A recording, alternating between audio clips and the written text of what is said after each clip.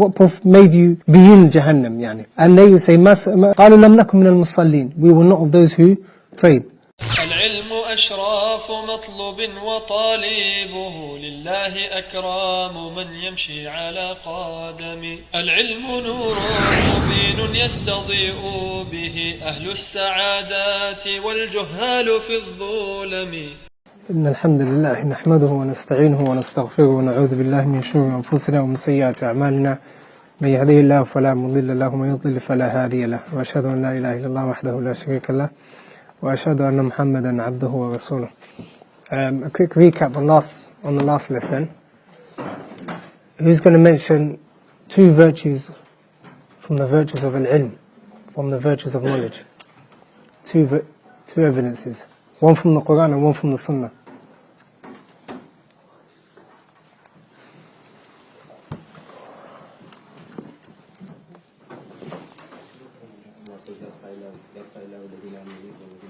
والذين أوتوا العلم درجات. ما شاء الله جزاكم الله خير. At the crib, I think the sisters they need more chairs. If you can just give them a bunch, inshallah. Barakallah. Knowledge is of two types. What are they?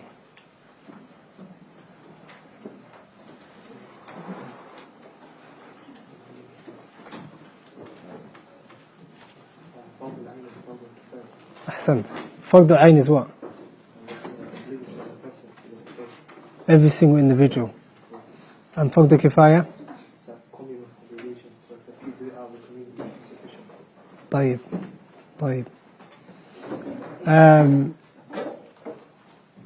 The sciences of Islam are many. From amongst them,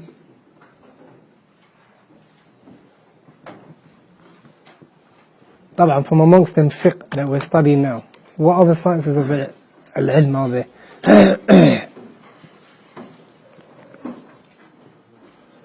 We mentioned quite a lot last week. That's the importance of writing down notes. Usul al-fiqh, mustalah hadith. Usul al-fiqh is, mustalah hadith is what? The sciences of hadith. Sahih, da'if, Hassan, مقبول, غير مقبول. طيب. usul tafsir.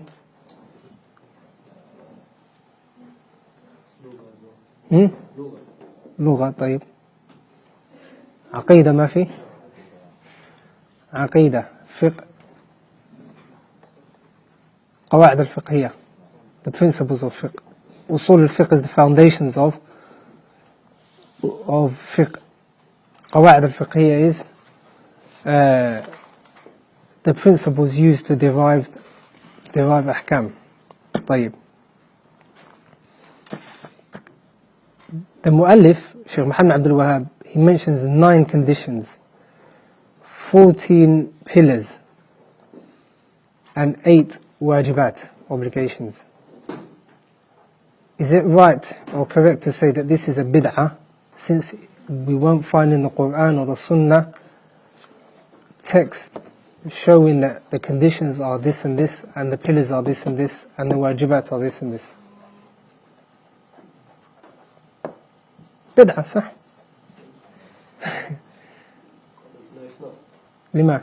Because what the Shaykh done was just gather the nusus, like the Kitab and Sunnah, and instead of making it, he made it easy for the person, instead of going through the text himself and finding the evidences, he can gather it all together in one place for the person. صحيح. Same thing goes for Tawheed. Tawheed is of how many types? 3. Is there a verse or a hadith that the Messenger ﷺ said Tawheed is of 3 types? Or a narration from one of the Sahaba? Like when the scholars are categorizing different types of knowledge into 1, 2, 3, 4 and so on into categories, then it is firstly to make it easier for the talib al-ilm to memorize and to understand. Obviously understanding and also memorizing, because when the Shaykh says there's 9 conditions and the Shaykh says 14 pillars and then obligations, you deal with the conditions first, then the pillars, then the wajibat, and every single one of them has a different hukum. طيب, we're going to start with the conditions inshallah. Fadl Shaykh. بسم الله الرحمن الرحيم الحمد لله رب العالمين وصلى الله وسلم على نبينا أشرف الأنبياء والمرسلين وعلى آله وصحبه أجمعين أما بعد. قال المؤلف رحمه الله: شروط الصلاة 9: الإسلام والعقل والتمييز ورفع الحدث وإزالة النجاسة وستر العورة ودخول الوقت واستقبال القبلة والنية. طيب, the Sheikh obviously brings them all as a bundle. He mentions all of the conditions in one sentence. Then he's going to dissect every single sentence, every single condition, and he's going to mention the evidence for each one. الشرط الأول الإسلام وضده الكفر والكافر عمله مردود ولا تقبل الصلاة إلا من مسلم والدليل قوله تعالى: ومن يبتغي غير الإسلام دينا فلن يقبل منه وهو في الآخرة من الخاسرين والكافر عمله مردود ولو عمل أي عمل والدليل قوله تعالى: ما كان للمشركين أن يعمروا مساجد الله شاهدين على أنفسهم بالكفر أولئك حبطت أعمالهم وفي النار هم خالدون وقوله تعالى: وقدمنا إلى ما عملوا من عمل فجعلناه هباء منثورا. طيب, the first condition that the Shaykh rahmatullah alayhi mentions is al-Islam, meaning for the person's salah or ibadah to be accepted, then he has to be a Muslim. It will not be accepted from the kafir, the non-Muslim. And obviously there are evidences which show the importance of having tawheed for every single ibadah, which is al-Ikhlas. And then the Shaykh mentions 2 verses to prove the fact that a person has to be a Muslim for the ibadah to be accepted. From the first, or for the first ayah, مَا كَانَ لِلْمُشْرِكِينَ يَعْمُرُوا مَسَاجِدَ اللَّهِ. It is not for the disbelievers, for the mushrikeen, to maintain the masajids of Allah subhanahu wa ta'ala while they witness upon themselves al-kufr, disbelief. And then Allah subhanahu wa ta'ala finishes the ayah off with أُولَٰئِكَ حَبِّطَتْ أَعْمَالُهُم. They are, or for those mushrikeen, then their actions are not accepted and they are null and void. وَفِي النَّارِ هُمْ خَالِدُونَ. And they are, or we shall be in nar or Jahannam for eternity. The Shaykh also mentions the second verse, وَقَدِمْنَا إِلَى مَا عَمِلٍ سُورَةُ الْفُرْقَانِ. In that verse, Allah subhanahu wa ta'ala says that the actions that they do, the non-believers, is like scattered particles, يعني scattered particles of dust, meaning it has no weight in the sight of Allah subhanahu wa ta'ala. So the first condition is that person has to be a Muslim for any ibadah to be accepted, meaning he has to say, أشهد أن لا إله إلا الله وأشهد أن محمدا رسول الله. And any act that a non-Muslim does, whether it's righteous or a good deed or not, then it shall not be accepted. That's wadih, and that goes for every type of ibadah. Wudu, as we shall see, Salah, Hajj, any type of ibadah. Like in the question, or there's a mas'ala that the scholars mention in usul al-fiqh, which is, are the non-believers expected to perform these ibadat? In other words, will they be punished for not praying, performing Hajj, fast in the month of Ramadan? And will they be punished for committing sins, the ma'asi? That's a mas'ala that the scholars talk about. Fadl. I was going to say they've got a bigger sin that they're committing, other than them committing all the other sins that we see around. They've got a bigger sin, which is the sin of committing shirk with Allah subhanahu wa ta'ala. طيب, so you're saying that it's not expected of them? No, I'm just saying. طيب, ما دام نحن, as long as we're in a حلقة, جيد, يعني النقاش open. صح. The biggest sin of them committing shirk. صحيح. Which is bigger than any other sin that they can ever صحيح. commit in the world. صحيح. So unless they fulfill that, then obviously it won't be accepted. طيب. Any other opinions? That they would be punished for it, for not doing those actions. For not doing those actions. Dalil? Allah mentioned in the Quran the conversation between Ashab al-Jannah, أصحاب النار. and then the first thing the people said was قالوا لم نكن من المصلين ولم نكن نطعم المسكين وكنا نخوض مع الخائضين. أحسنت. The answer is, obviously there's a difference of opinion amongst the scholars of usul al-fiqh. Some of them saying that they have to only stay away from the muharramat, the things that are haram, meaning that all the ma'asi, they have to stay away from.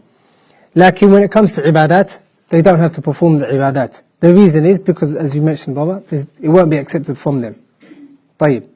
Like the stronger opinion is that Allahu A'lam, that they are expected to perform these ibadat, and they shall be punished for not performing them. As the Prophet said, Allah subhanahu wa ta'ala mentions in Surah Al-Mudaththir the hiwar or the niqash, the debate between Ashab al-Jannah, Ashab al-Nar, the people of Jannah and the people of... so ma salakakum fi saqar, yani saqar is a type of Jahannam. What made you be in Jahannam, yani? And they will say, ma salakakum fi qalu lam nakum min al-musallin. We were not of those who prayed. Ma kunna min al-musallin, wa lam nakun nut'imu al-miskin. And we were not of those who fed the masakin. These are furu', as they say. They're not usul. They're not to do with the shahadatain. They are furu' that the scholars mentioned obviously in the chapter of fiqh. So due to this ayah, then it is expected from them to pray, and they shall be punished for not praying. Lakin it won't be accepted from them unless they fulfill the first condition. طيب, also, even from a qiyas point of view, analogy, if the Muslim is going to be punished for not praying and not fasting and committing sins, then the kafir is min bab awla, is more befitting that he gets punished for it. As for the condition of Islam, as you mentioned, sahih, the condition is there and they haven't met that condition.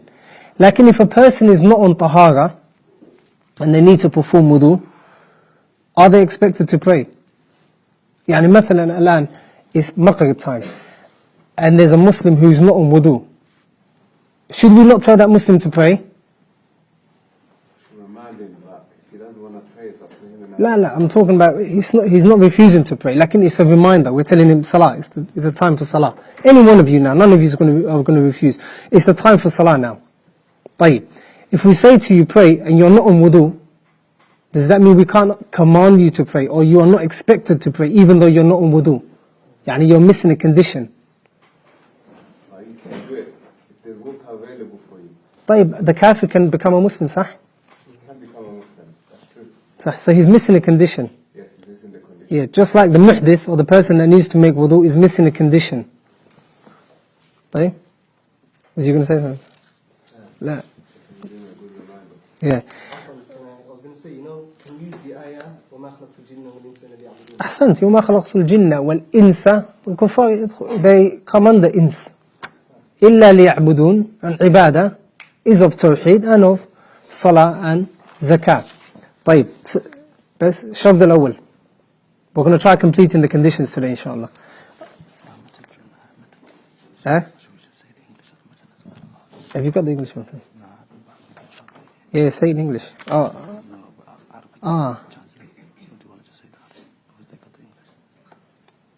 They've got the English mutton. Get the English mutton, you read it. It's not coming up. طيب, ما في مشكلة. طيب. I'll read that طبعا. الثاني, الشرط الثاني, the second condition. What's the first condition? Al-Islam. And the Shaykh mentioned two evidences. الشرط الثاني العقل, intellect, or the person has to be sane. وضده الجنون, and the opposite to that is a person who is insane. والمجنون مرفوع عنه القلم. As for the majnoon person, the person that is not sane, then the pen is lifted from him حتى يفيق, until he becomes sane again. والدليل قوله صلى الله عليه وسلم, and the dalil is the hadith of the Messenger صلى الله عليه وسلم, رفع القلم عن ثلاثة. The pen has been lifted from three. The pen of taklif, meaning the sins and the good deeds are not being written.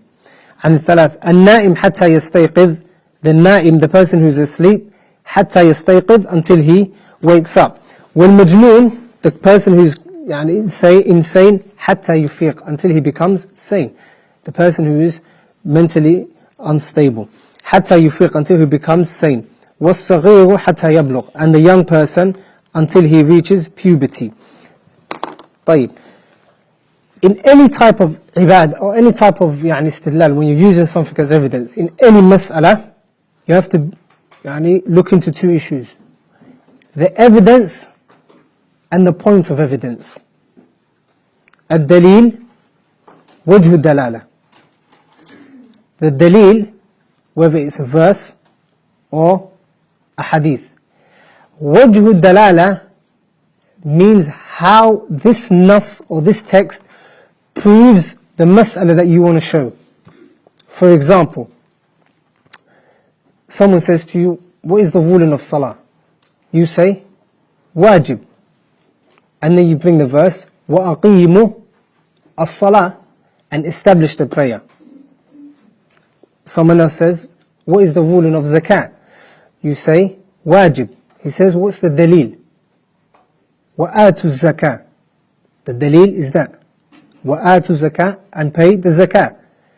وَجْهُ الدَّلَالَةِ, how it shows you that zakat is wajib, is that Allah subhanahu wa ta'ala mentions that zakat is wajib, or He commands us to perform the zakat, or perform the salah. So the hadith mentions that the Messenger sallallahu alayhi wasallam said that the pen is lifted from 3, meaning the pen of taklif, and the angels are not writing the deeds of that individual, be they good or evil. From them is the majnoon, the person who is insane, the person who isn't mentally stable. And that's the first condition, that's the second condition. And then the Shaykh also mentioned in the same hadith, النائم حتى يستيقظ أيضا, the person who is asleep as well, and the young person. What is the common thing between these three? The common thing between these three is that none of them can come with the niyyah. As we shall see, the niyyah is a condition. So if a person is insane, he doesn't know what he's doing. طيب. So the hadith is obviously a dalil for the majnoon, the person who's not sane. As for the person who is asleep, or the person who forgot to wake up, then obviously the ibadah is not expected from him at that particular time. The Messenger sallallahu alaihi wasallam said, "Man nama an salatin aw nasiyaha falyusalliha idha dhakaraha." If any one of you nama an salah, sleeps from the salah, doesn't pray, let him pray when he remembers. Let him pray when he wakes up. So the person who is asleep, there's no ibadah expected from him, the salah is not wajib upon him at that particular time, because he needs to have aql and he's not there. The person who is insane. Also the person who is drunk, or has taken any other, anything to intoxicate him. After the end, inshallah. طيب, write it down so you don't forget. Yeah, طيب. So the person who's asleep, the person who is al-majnoon, that is insane, the person who is drunk, or the person who is unconscious. The person who is unconscious. All of these are not expected to pray because they haven't fulfilled the condition of aql, because they're not there. As for the na'im, then he will not be blameworthy if he didn't come with any shortcoming. For example, if a person misses the Fajr prayer, like they slept straight after Isha, and they set the alarm clock, and they ask someone to wake them up, if they know they're a heavy sleeper, and even on top of that, ma'a dhalik, they miss the salah, then obviously they have to pray, there's no blame upon them. If a person stays awake till 12 o'clock, 1 o'clock, 2 o'clock, and then an hour or 2 hours before Fajr, they go to sleep, and they miss the prayer, they will be sinful, but they also have to pray the salah. The person who is drunk, or has anything else that causes his aql or his intellect to be gone, then he'll be sinful. His ibadah won't be accepted for 40 days. On top of that, he still has to pray. Even to the extent that the scholars talk about in the chapter of talaq, divorce, that if a person who is drunk says to his wife, "You are anti-taliq," is she taliq? Does she become divorced, or is that divorce correct? Difference of opinion, the scholars mention that the talaq doesn't happen, he is sinful for saying that. The talaq doesn't happen, but he is sinful for saying that. Uthman bin Affan, narrated from Uthman bin Affan and Abdullah ibn Abbas, and so that's the stronger opinion. There's no mukhalif or anyone that disagreed with them from amongst the Sahaba. So it's going to be a qawl sahabi. طيب.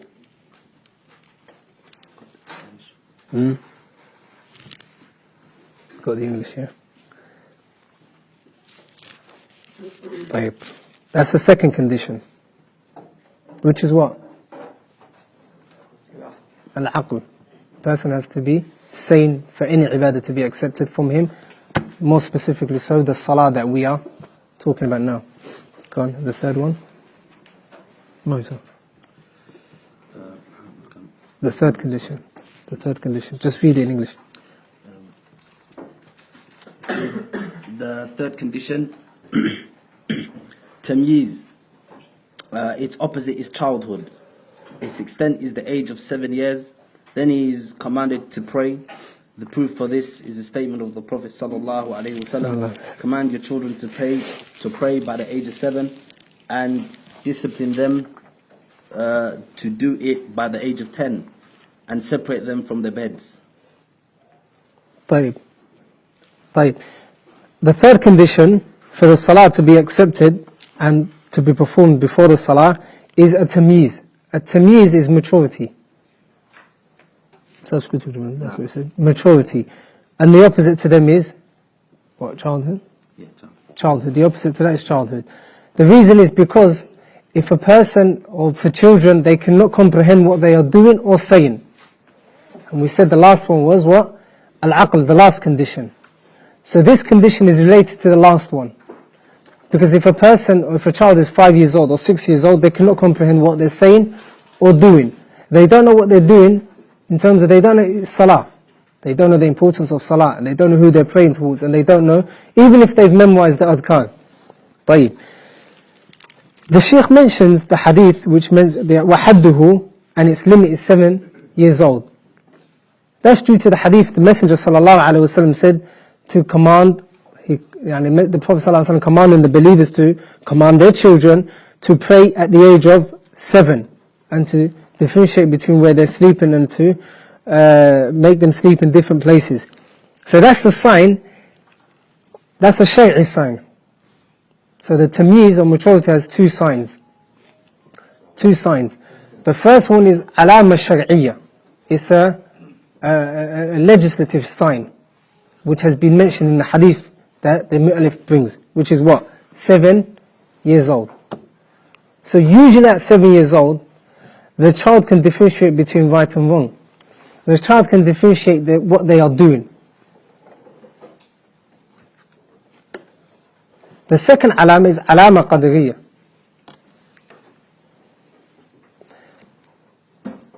Which is related to the qadar.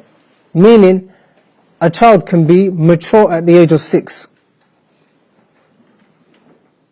The child can be mature at the age of 6. But if they're not mature at the age of 6, 7 is usually the ghalib, is usually the age in which most children can comprehend what they are doing. Like if the child, طبعا it's not wajib upon the child at 7, 8, 9, 10, 11, until they reach puberty. Any ibadah is not wajib upon the child. Like it's wajib upon the parents to command the child to pray. Like if the child does pray and do any ibadah, Salah, Hajj, Sawm, they will be rewarded for the ibadah that they have performed. The evidence is that a lady came to the Messenger sallallahu alaihi wasallam, Ali hada hajjun. It was in Hajj, and she lifted the baby to the Messenger sallallahu alaihi wasallam. Is there Hajj for this child? And then he said, Na'am, walaki ajruhu, and for you is its reward. So the Messenger sallallahu alaihi wasallam said that the child will be rewarded, and the Messenger sallallahu alaihi wasallam said that the child shall be rewarded, and the mother shall be rewarded. طبعا that Hajj doesn't take the place of Hajjatul Islam, the Hajj of Islam, meaning the 5 pillars of Islam, like it's a reward that they shall be getting. طيب. Next condition. The fourth condition, raful hadath, removing ritual impurity. This refers to wudu, that is well known. What makes ablution mandatory is hadath, ritual impurity. Its conditions are 10. 1. Islam, sanity, age of maturity, intention, accompanying its ruling by the fact that one must intend not to stop it until he completes his ritual purity. Removal of what makes the ritual purity mandatory, cleansing the private parts, clean water which is permissible to use, removing all things that prevent the water from reaching the skin, and 10, it must be the proper time for it. This applies to the one who has a constant state of ritual impurity, such as a menstruating woman, due to its obligation. Such as the? Well, that's a bracket. It says such as the. That's not part of the method. It's not part of the method. It's such as the menstruating. Such as the menstruating woman. No. طيب, the fourth condition is the longest condition, and it requires somewhat that you pay attention. It is to have wudu. The Shaykh is going to mention the conditions of wudu, the furood of wudu, the things that are wajib, the limbs that we have to wash, and also the things that nullify the wudu. All of these things will be mentioned in this condition. The first one the Shaykh said is raf al-hadath. And that's the first, or that's the fourth condition, that the person lifts the ritual impurity, meaning he has to perform wudu before praying. وَمُجِبُهُ الْحَدَث. And the reason for performing the wudu, طبعا, is when a person falls into the things that nullify one's wudu. And obviously for them to perform the Salah. The Shaykh mentions the conditions of wudu. Al-Islam, that person has to be Muslim. Why? Because the wudu won't be accepted from a non-Muslim. Why is that? Why won't the wudu be accepted from a non-Muslim? Because he's in a state of major. To actually make wudu. Yeah. Because it's not just. لا. In a state of. نعم. Al-Islam. That's the condition, the very first condition of the book, which is Al-Islam.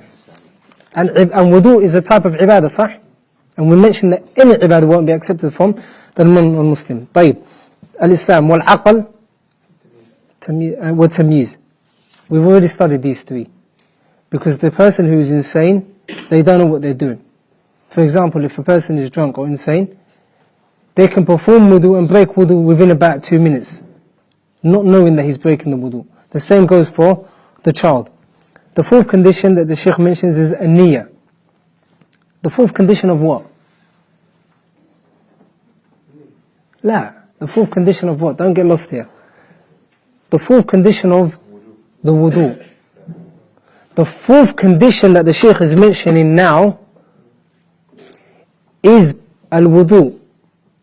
That a person has to have wudu before performing the Salah.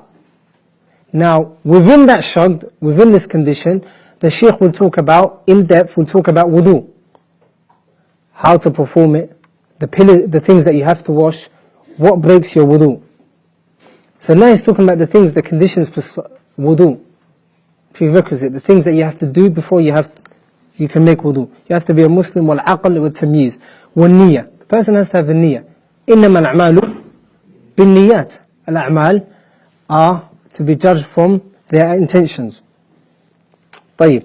واستحساب حكمها بأن لا ينوي قطعها حتى تتم الطهارة. What did you translate that as? The fourth one. The fifth one. Which one? والنية استصحابه. Yeah. استصحابه. And he says accompanying its ruling by the fact that one must intend not to stop it until he completes his ritual purity. That condition is relating to if a person wants to perform wudu. They must not intend to break the wudu. And if a person intends to break the wudu, then his wudu is null and void, then he has to start again. For example, a person is making wudu, washes their hands, face, hands. And then someone calls him from outside. They intend to break the wudu and go outside. He has intended to break his wudu and attend to the person who is calling him from outside. When he goes outside and he comes back, he must start again. Why? Because he intended to break his wudu. طيب. وانقطاع الموجب. Also the person has to be cleanse himself طبعا from the thing that prevented him from or caused him to make wudu in the first place. And then the Shaykh says istinja or istijmar. And when a person goes to the call of nature, then they have to purify themselves with water or stones or tissues before performing wudu. So the person, for example, the Shaykh has mentioned that the person cannot be urinating and making wudu simultaneously at the same time. طيب. يعني, it's a bit strange, you think, why did the fuqaha mention this? Like from the time of the Sahaba, the Tabi'in, up until now, the scholars always mention in their books of fiqh the bare necessity, to avoid any sort of questions that may arise.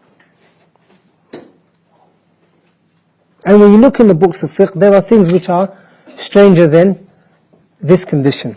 طيب, وطهورية الماء. And the Shaykh also mentions that the water must be pure. When a person intends to perform wudu, the water he is performing wudu with should be pure. If the water is najis or impure, filthy, then they should make tayammum. So a condition for making wudu is that the water that you're using has to be pure, يعني clean. Then the Shaykh says وَإِبَاحَتُهُ, and it also has to be permissible. What's the meaning of وَإِبَاحَتُهُ, and it has to be permissible? Naam, you don't steal it. That's the meaning of this condition. So the scholars mention that in the books of fiqh, that if a person steals water and then performs wudu, then his salah is not accepted. Likewise, if a person stole a house, and you can't steal a house, you rob a house from someone, or you take it away from its rightful owner, and you intend to pray in that house, some of the scholars mention that your salah in that house is invalid. Have you understood the mas'ala? طيب. That condition, lakin, the strong opinion is that it is not a condition for the salah or the wudu to be accepted, because it is not specific to the wudu, in our case here, and with the case of the salah, then it is not specific to the salah, because stealing is haram anyway, whether you're making wudu, whether you're praying, or whether you're not doing any of them. I was going to say regarding the robbing, what's the opinion that the scholars have? That if a person steals water, I mean, regarding, let's say you mentioned about, let's say if you rob the house.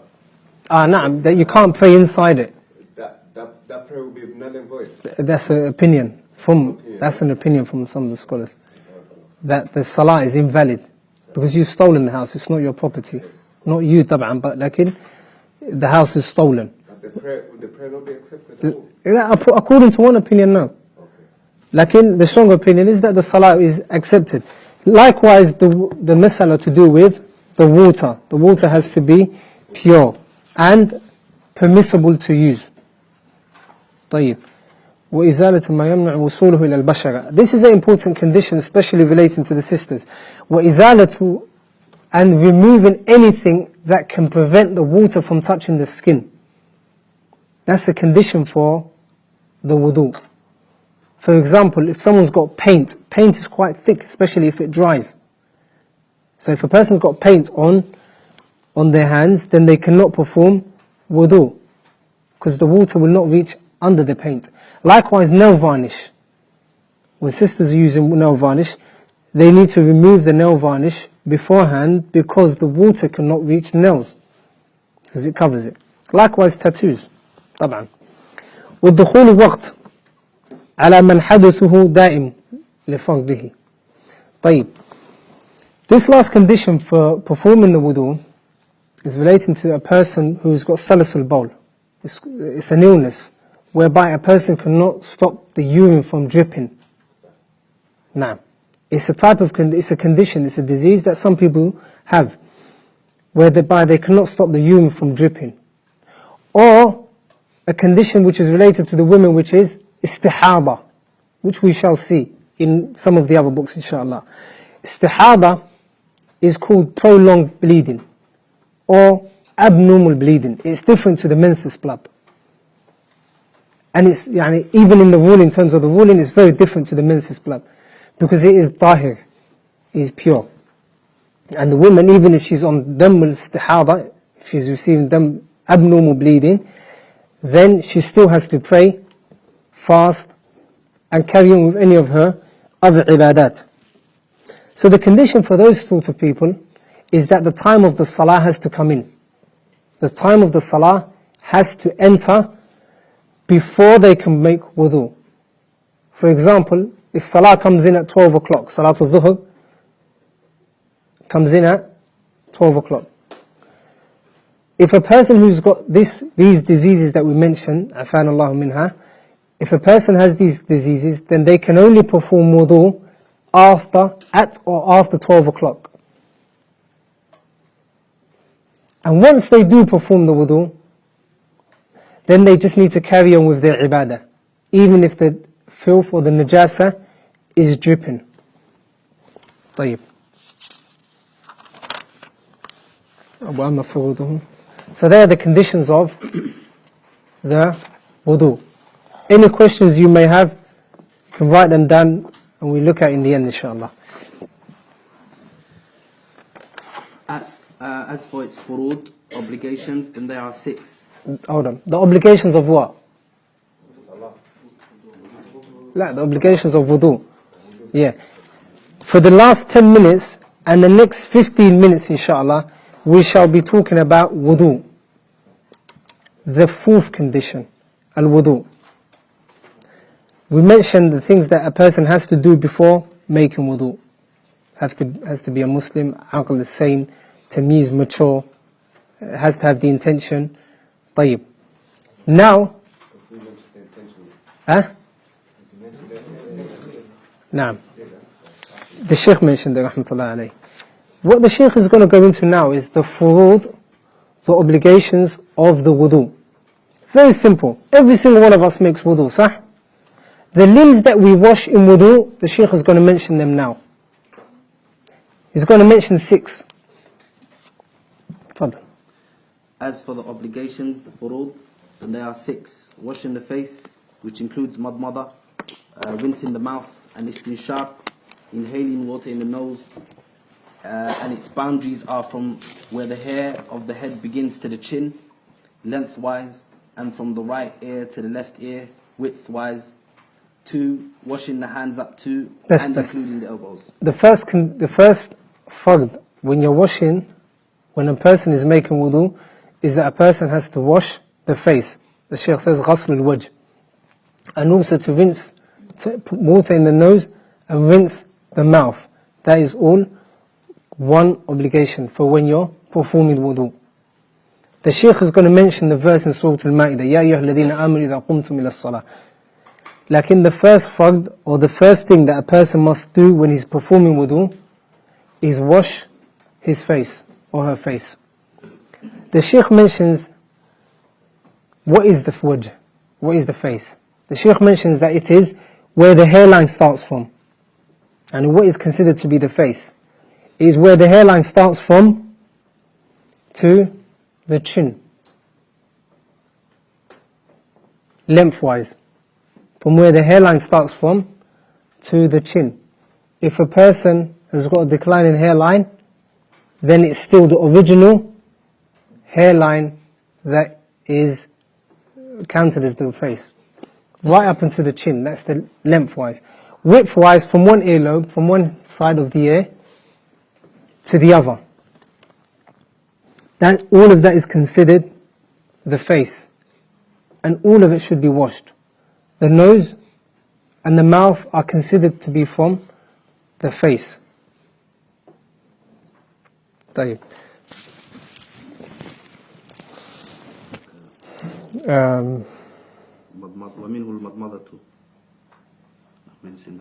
Rinsing the mouth is also wajib, and it's included in washing the face. In various ahadith, the Prophet ﷺ commanded, إِذَا تَوَطَأْتَ فَمَطْنِبْ. If you make wudu, once you perform wudu, then make sure you rinse your mouth and put water up then inside one's nose, and then rinse the mouth. So the mouth and the nose are considered a part of the face. That is the first fard, the first obligation when you're making wudu. طيب. Go on. Washing. وغسل. And washing the hands up to and including the elbows. Yes. The second condition, which we all do, or the second fard, the obligation when we're performing wudu, is that we wash the hands.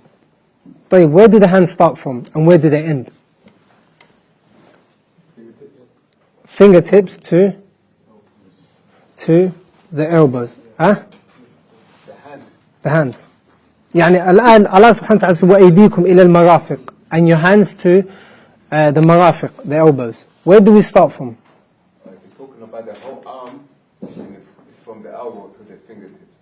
If you're just talking about the hand, What's the difference between you just said? that's the hand is the one that we start off. When we start off, we start with the hand. Just the Start off what? Start off what? The wudu. wudu, yeah.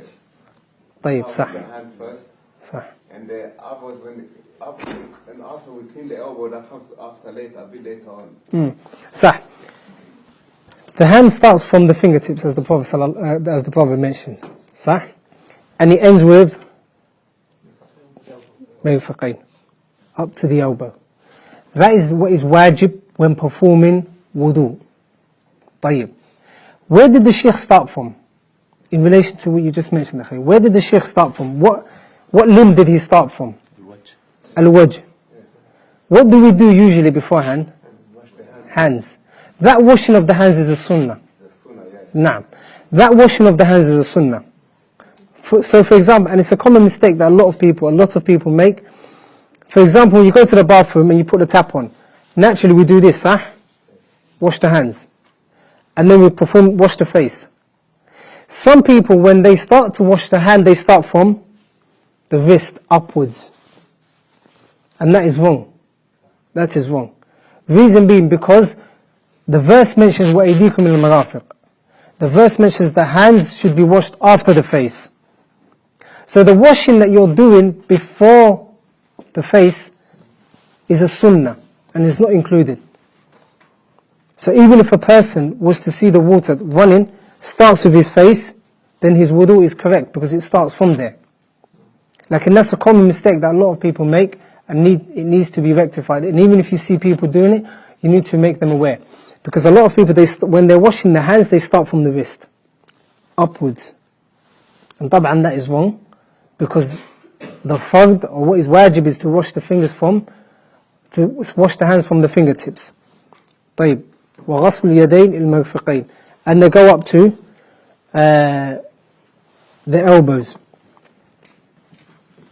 And also, when a person is washing his hands, they should make sure they fold it as well, because there may be parts that the water does not reach. طيب. ومسح جميع الرأس ومنه الأذنان. The third condition, the third thing which is wajib when you're making wudu, is to wipe the head.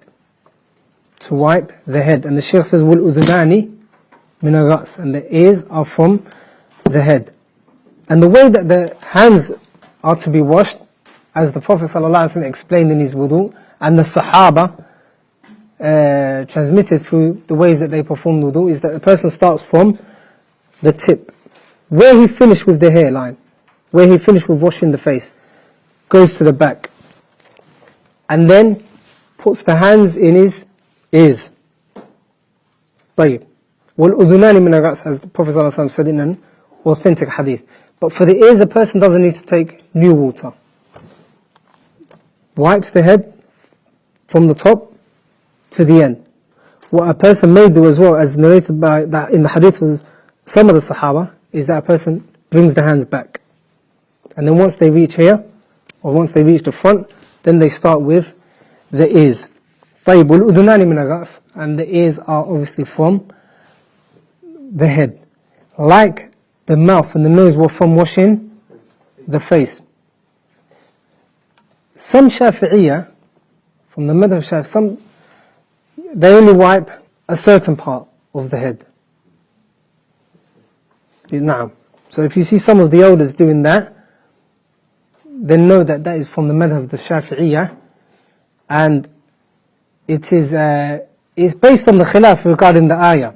وَامْسَحُوا بِرُؤُوسِكُمْ. The ba is what they've taken their evidence from. Lakin طبعا, what explains it is the sunnah of the Messenger sallallahu alaihi wasallam. And every single Sahabi who narrated the wudu of the Messenger sallallahu alaihi wasallam mentioned that he wiped the head completely. He wiped the head completely.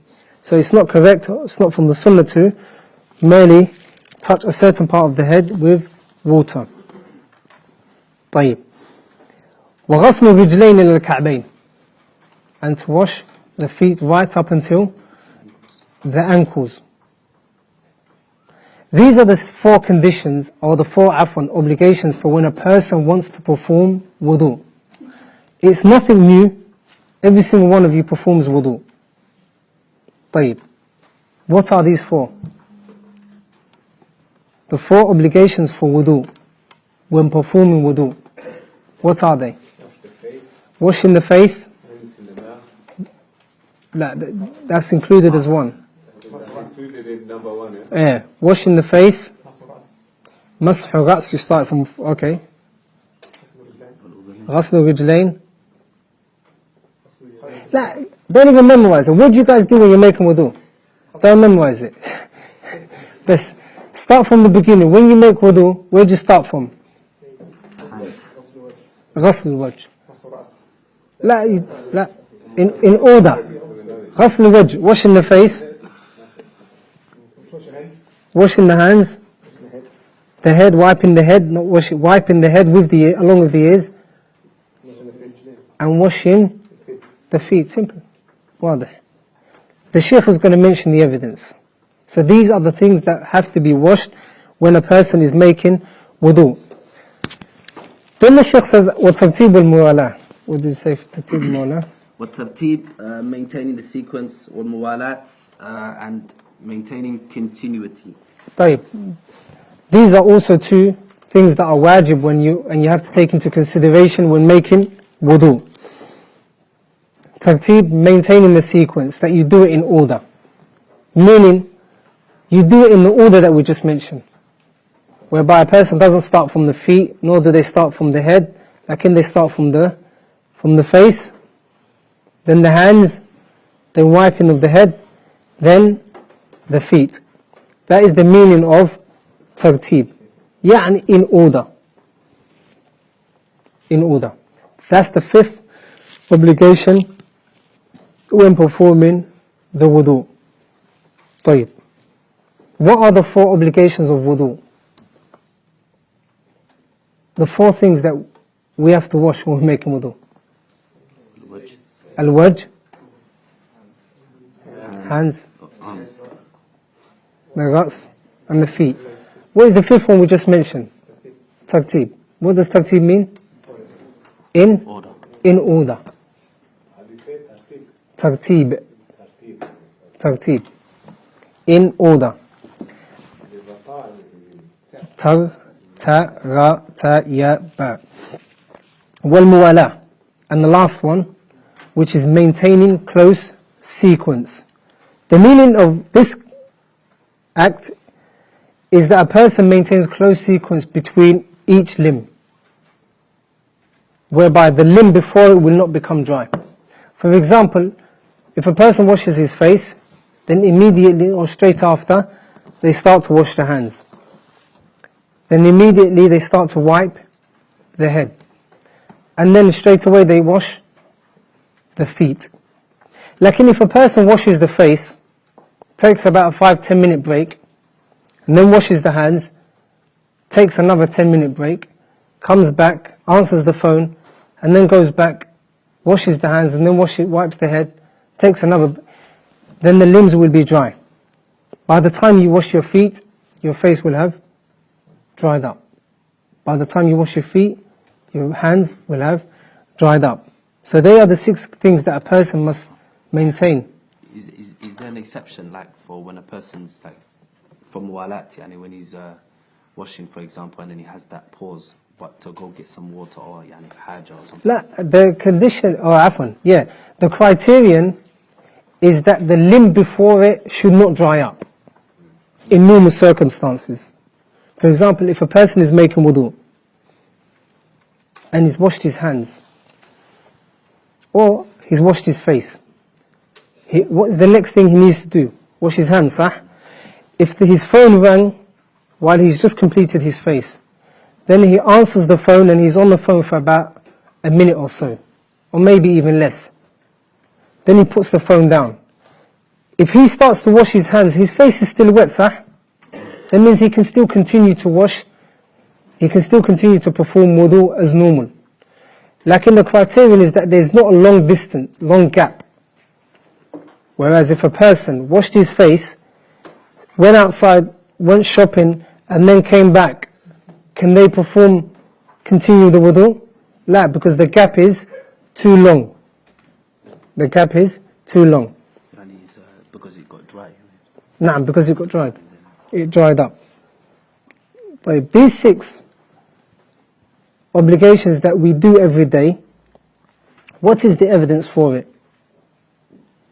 The evidence for it is the statement of Allah, or the verse of Allah subhanahu wa ta'ala in Surah Al-Ma'idah. Ya ayyuha alladhina amanu, O you who believe, إِذَا قُمْتُمْ إِلَى الصَّلَاةِ, if you decide or if you want to stand for the prayer, فَغَسِلُوا وُجُوهَكُمْ, wash your faces. Pay attention here, pay attention. We want to find these conditions, these obligations within the verse. What obligations do we want to find in the verse? Conditions of wudu. غسل الوجه, يد, رأس, and the feet. And the tartib, the order. And the muwalat. طيب. We want to first find the first 5 in the verse. O you who believe, if you intend to stand for the prayer, فَغَسِّلُوا وُجُوهَكُمْ, wash your faces. That is the first what? Obligation. Have you got the verse in front of you? فَغَسِّلُوا وُجُوهَكُمْ. It's important that you have the matan, because if you can't see what I'm reading, then you can't relate to it. فَغَسِّلُوا وُجُوهَكُمْ, wash your faces. وَأَيْدِيَكُمْ إِلَى الْمَرَافِقِ, and your hands up to your elbows. وَامْسَحُوا, and wipe over your head. وَامْسَحُوا بِرُؤُوسِكُمْ, and wipe over your heads. وَأَرْجُلَكُمْ, and your feet. إِلَى الْكَعْبَيْن طبعا. All 4 conditions are mentioned, all 4 obligations are mentioned in the verse, صح? Where's the 5th one? Tartib. In order. ابدأ بما بدأ الله. In the verse, the tartib best, the order that Allah subhanahu wa ta'ala, madama Allah subhanahu wa ta'ala mentions a specific order for performing wudu, then Salat al-Maghrib, sir.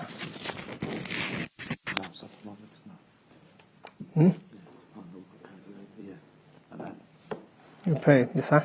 Let's finish this bit, inshallah. The tartib, madam Allah subhanahu wa ta'ala mentions it in order, madam Allah subhanahu wa ta'ala mentions it in order, then we have to also perform them in order. The Shaykh also mentions a hadith with ibda'u bima bada Allah bihi, start with that which Allah subhanahu wa ta'ala started with, inna safa wal marwa. Yani Allah subhanahu wa ta'ala commanded the Nabi sallallahu alayhi wa sallam to start with marwa when performing hajj. Marwa, safa wal marwa. Inna safa wal marwa. Safa is on this side, marwa is on that side when performing sa'i at hajj. So the Shaykh uses this to strengthen the tartib. Wa dalil mawala, and the hadith or the evidence for the close sequence that a person must maintain is the hadith of the lum'ah, whereby the Messenger sallallahu alaihi wasallam was on a journey with some of the companions, and then one of the men that was with the Messenger sallallahu alaihi wasallam had forgotten to wash a certain part of his foot, which is the size of a coin. And then the Messenger sallallahu alaihi wasallam commanded him to repeat his wudu.